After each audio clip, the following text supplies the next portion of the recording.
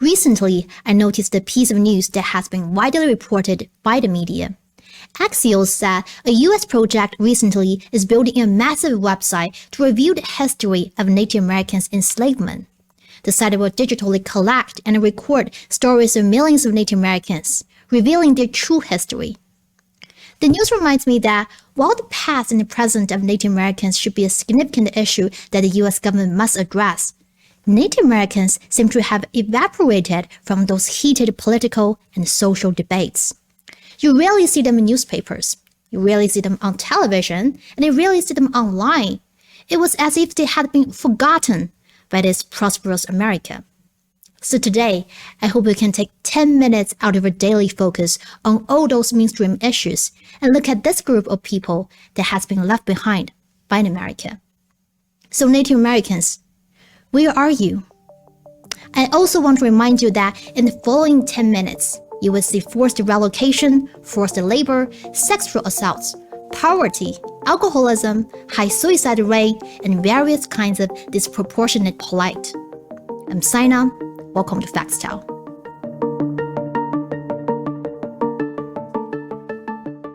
Native Americans, as the name suggests, were the original masters of the land that is now the United States. According to an interactive map created by researchers, the land we now know as the United States was once home to countless Native American tribes, large and small, for generations. When we focus on New York, for example, Brooklyn was originally home to the Canarsie Indians. However, you can hardly see Native American tribes or elements of their culture on the streets of Brooklyn today. Because back then, the U.S. government sent the Native Americans on the Trail of Tears for a better life of the European settlers. In 1830, the Indian Removal Act was signed into law by U.S. President Andrew Jackson. It authorized the U.S. president to grant lands west of the Mississippi River in exchange for Indians' ancestral lands. It sounded like a negotiation, but it wasn't. Now, you can have one of two things. You can keep your sovereignty, but you can't keep your land. But if you keep your land, then you have to assimilate and no longer be Indian. You will have sovereignty or you have your land. You can't have both. After futile struggles, Native Americans were forced to embark on the journey of no return for the survival of their tribes. Countless people starved to death, became ill, and were killed along the way. That really was a road of death. People were falling on the side of the road or being shot or being murdered on the road and being left there. The removal process was done in a way that was not efficient in making people survive. The journey of some tribes was so tragic that today the Bloody March is known as the Trail of Tears.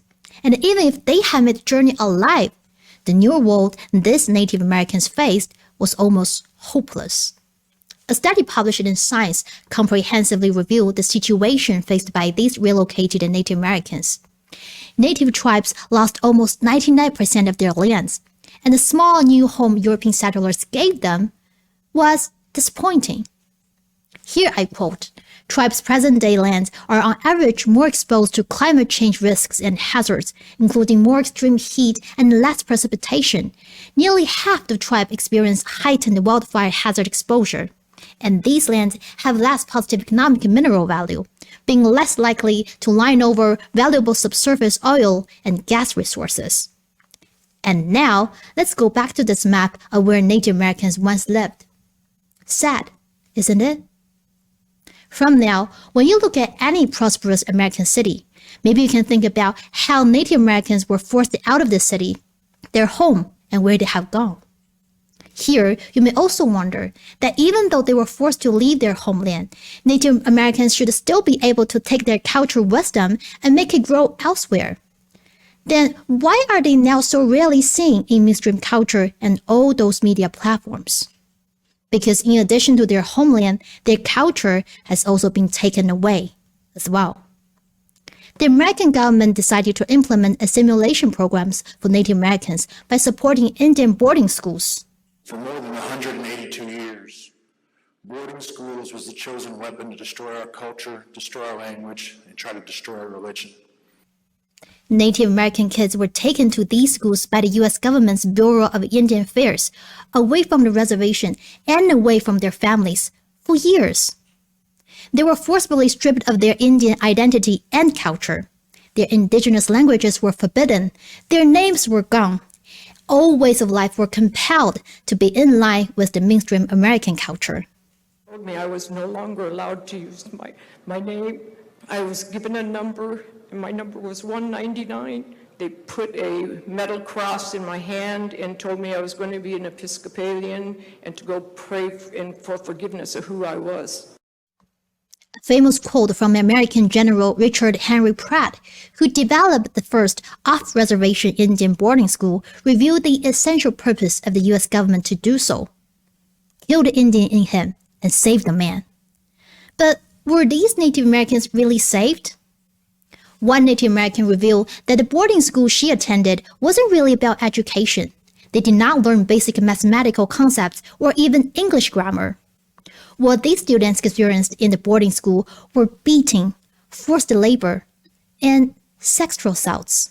Why is it only Indian boarding schools have cemeteries? That if she was to speak about the sexual assault perpetrated on her, that she would find herself in that cemetery.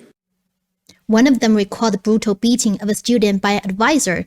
He still has nightmares about the severe punishment and discipline there. And he is not alone.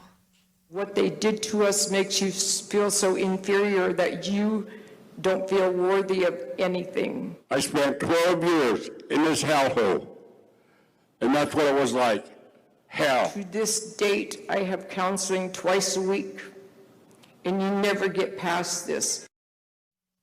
Today, the victims of these Indian boarding schools are still telling the world about their misery. But how often do you see this painful truth in the mainstream media?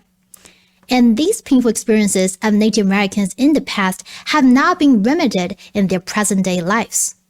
Take COVID-19 as an example, we can see several conflicting sets of data. According to the New York Times, and here I quote, vaccination rates among Native Americans are higher than they are among Black or Hispanic Americans, according to CDC data. Yet Native Americans have died from COVID at one of the highest rates of any race or ethnicity since the start of the pandemic. Meanwhile, from 2019 to 2021, the life expectancy of Native Americans fell from 71.8 years to 65.2. The reason behind this seemingly irrational situation is that COVID-19 vaccines are not enough. They have no way to counteract the vulnerability that Native Americans have accumulated over time as a result of various hardships. They have long been left behind in terms of living standards compared to other U.S. races. It's hard to say that I have trust in the United States government, and it doesn't matter what administration is. Oil is being taken out. You know, this location should be looking like Dubai. Our town here should not be looking the way that it looks. There's no clinic, there's no fire stations. You know, there's nothing for our people to come back to have jobs and hold these jobs. In 2017, the percentage of Native Americans living in poverty was estimated at 26.8%, compared with 14.6% for the United States as a whole.